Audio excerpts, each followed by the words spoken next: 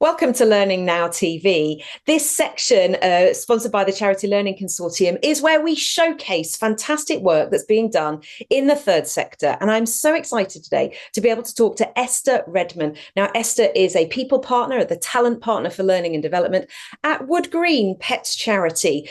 So, I'm all about my dog. So unsurprisingly, speaking to an animal charity, it's wonderful to have you with us, Esther. Thank you for joining us.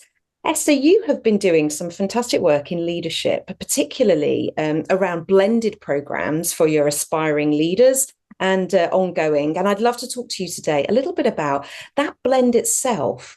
But the key thing for me that you're doing, which is really interesting, is about the reflection piece. So can you introduce yourself a little bit and sum up a little bit of the story so that we can start thinking about the reflection? Because that's quite unusual. Hello, thanks Michelle for inviting me here today. Hi, yes, I'm Esther, I'm a talent partner, and one of the things that I've been working on recently is a programme for our managers at Woodgreen, specifically for a number of sort of reasons in terms of really embedding good management practice and upskilling managers in that crucial people aspect. We often talk about people getting promoted into their first line management job because they're really good at the job, but actually they need to know the people side of it, which is what we wanted to do. In terms of the reflection piece, I suppose it came partly from myself, having come from an education background. You're often taught to be a reflective practitioner, but what we also know, and I feel as well, that reflection has a really, really strong place in learning. That ability just to be able to reflect on what's happened, be that positive or negative in that person's perception, and actually think, okay, so how could I change this? So reflection was definitely a key part of the programme in terms of asking people to just take some time during the training sessions themselves, quietly reflect on some of the topics that we've then covered, setting that into context with their own teams, their own departments, but also then after each session. So going away from that session and just being given some guided questions as part of the post-training session email that was sent to them that just gave them food for thought around, okay, that was lovely, I've learned that, but what does that actually mean to me? How can I put it into practice? So these things were going on during, so you had a blend of activities with live in-person sessions, and you were taking a pause in those sessions in order for people to just contextualize, to reflect on the theory and see how they could apply it in their own individual context. Is that what I'm hearing?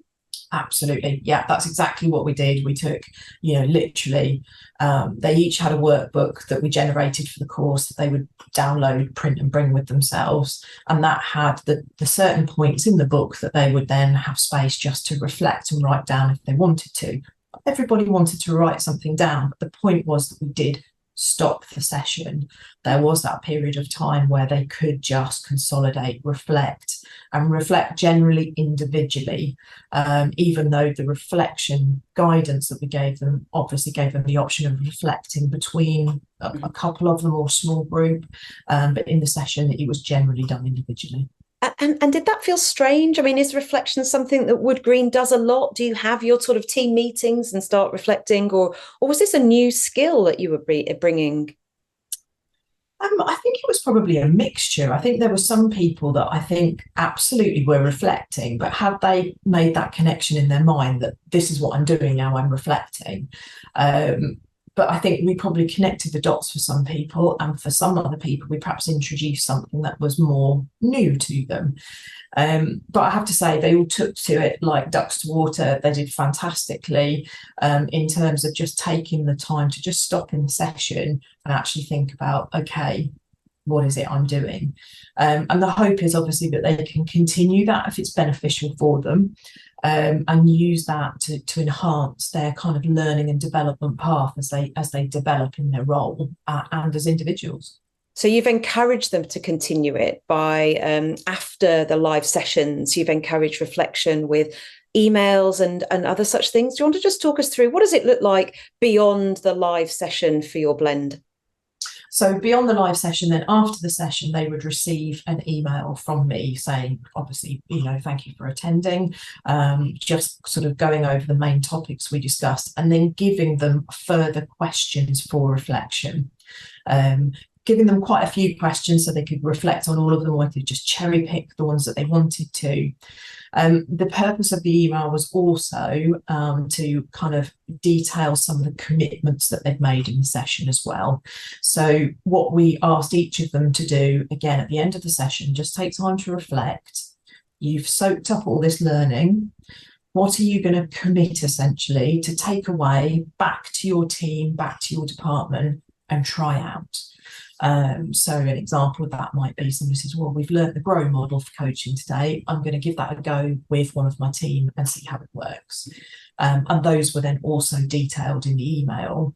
And quite often that would then come up in subsequent sessions because they would share what they'd done and how it had worked. So yeah, that was the kind of way of just keeping them on track in terms of, if you want to reflect, here's something to think about. So as we've heard from Esther today, reflection, building reflection into your everyday practice. I mean, why wouldn't you?